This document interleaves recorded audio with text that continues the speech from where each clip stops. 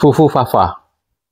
Saya heran kali, setiap saya membahas tentang Fufu Fafa, para buzzer-buzzer langsung bermunculan. Jadi benar-benar ini si pelangak pelongo ini bayar si buzzer-buzzer ini cuma untuk komen-komen aja. Dan kalau buzzer-buzzer itu sebenarnya nggak ramai. Dia satu orang tuh bisa sampai memiliki akun 100 akun. Satu orang buzzer itu.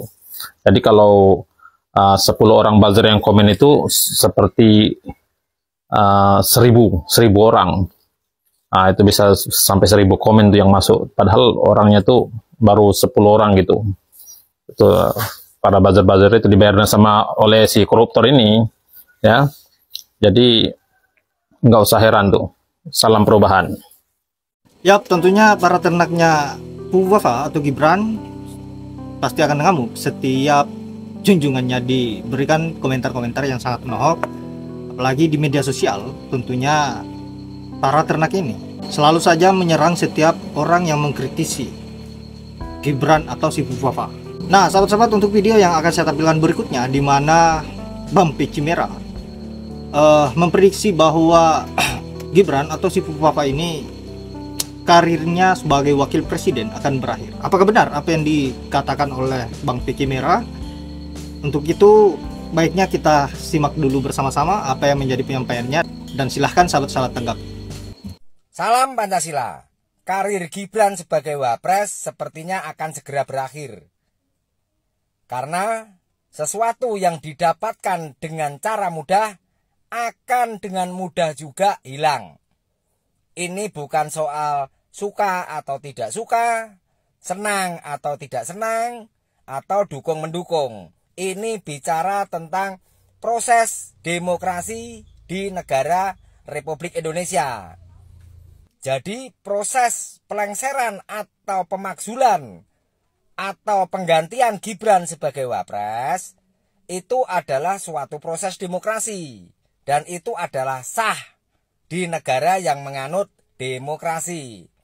Jadi ceritanya begini, ini bukan kehendak siapapun, ya, tetapi ini adalah suara hati rakyat, yang terutama adalah suara hati para purnawirawan Jenderal TNI yang berpendapat bahwa saat Gibran menjadi wakil presiden, ini dianggap sama mereka adalah penghinaan kepada Negara Kesatuan Republik Indonesia.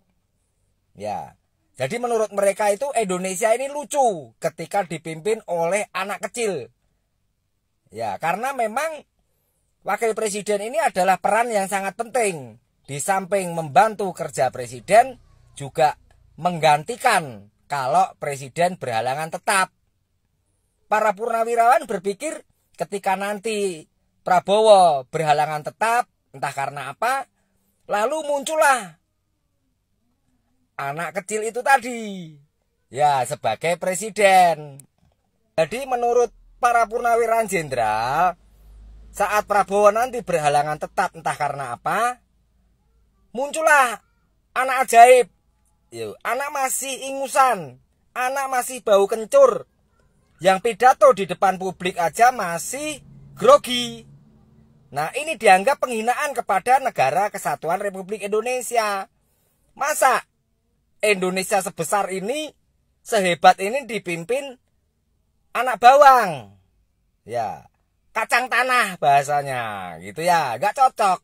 Nah, makanya proses itu nanti akan ditempuh dengan cara apa? Surat dari para purnawirawan Jenderal TNI tadi akan diproses. Ya, itu demokrasi. Jadi surat itu dikirimkan kepada DPR. Surat itu diterima Sekretariat Jenderal DPR. Ya, di situ diperiksa, ya, dibaca, lalu disimpulkan. Sekretariat Jenderal DPR tidak bisa memutuskan. Nah, surat itu dikirimkan ke meja pimpinan DPR. Setelah itu kalau dianggap perlu, baru diadakan rapat pimpinan DPR. Nah, kalau dalam rapat nanti disetujui untuk menindaklanjuti surat aduan atau keberatan dari Forum Purnawirawan Jenderal TNI tadi, maka itu segera dibahas di BAMUS DPR RI atau Badan Musyawarah DPR RI. Ya, nah dari situlah nanti akan dilanjutkan ke sidang istimewa misalnya. Jadi Gibran dipanggil, ditanya jawab. Kalau memang Gibran tidak bisa menjawab pertanyaan para anggota DPR RI tadi, ya berarti dia harus diganti karena dianggap tidak layak. Begitu. Nah, seperti kita tahu, proses ini akan berjalan mulus. Karena di meja pimpinan DPR itu bercokol di situ, ketua DPR-nya adalah Puan Maharani.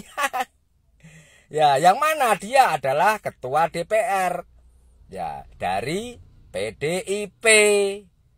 Ya, bahkan wakil ketua DPR yang dari Gerindra yaitu Sufmi Dasko mengatakan itu bukan kewenangan mereka. Ya, tapi kewenangan rapat pimpinan DPR RI. Begitu kira-kira. Jadi menurut kalian nih, ya ini lengser enggak? Ya kalau menurutku ya 99% lengser.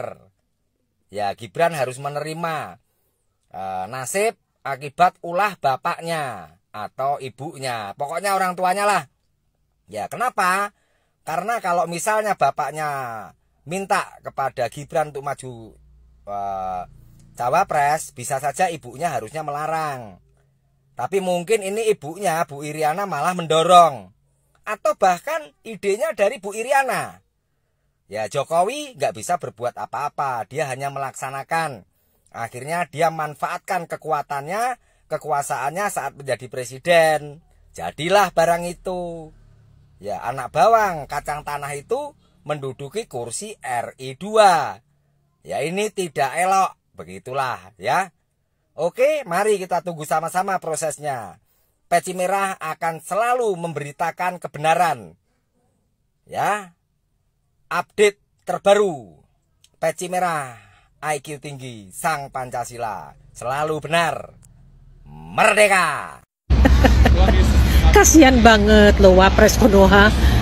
Lah ya itu, apalagi janjiin 19 juta lapangan pekerjaan ya. 19 juta lapangan pekerjaan sampai kemana Mbut?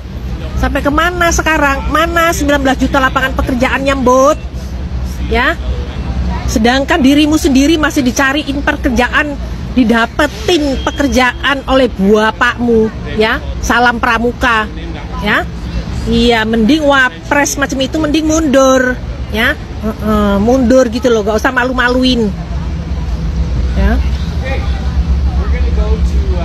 Punya Wapres ya. Masih banyak anak-anak muda yang berpotensi, yang lebih pintar, yang punya ijazah asli, yang sesuai dengan kapasitasnya, yang bisa memimpin ya, menjadi Wapres daripada si Samsul. Wes sudah ditanya teh. Om Bulelam. Parfum kuburan. Itu masalah hilirisasi kemenyan. Apa? Hilirisasi bukannya dari bahan mentah jadi produk final. Misalnya kemenyan itu dari getah pohon kita jadikan di sini parfum, tapi parfum lokal, mereknya parfum kuburan. Begitu. Kalau kemenyan itu dipakai untuk Bulgari sama Gucci, ya mereka tinggal ambil bahan mentahnya dan diolah di sana. Jadi ini bukan hilirisasi. Sama seperti biji kopi. Biji kopi orang Itali beli dari Indonesia dan di roast di sana, makanya jadi kopi Itali. Padahal bahannya dari sini. Kalau hilirisasi, biji kopi di sini lokal jadi bahan produk seperti kapal api. Nah itu baru hilirisasi. Tapi kemenyan itu bukan hilirisasi, kecuali sudah ada produk di sini namanya parfum kuburan misalnya. Gue nggak ngerti yang mana hilirisasi kok. Gucci sama Bulgari katanya hilirisasi. Itu mah namanya ekspor. Tuh udah tik-tik, bukan hilirisasi. Aduh untung banget ya gue sekolah di Italia sama di Inggris. Untung banget dan ijazah gue bener-bener asli. Makanya IQ gue tinggi.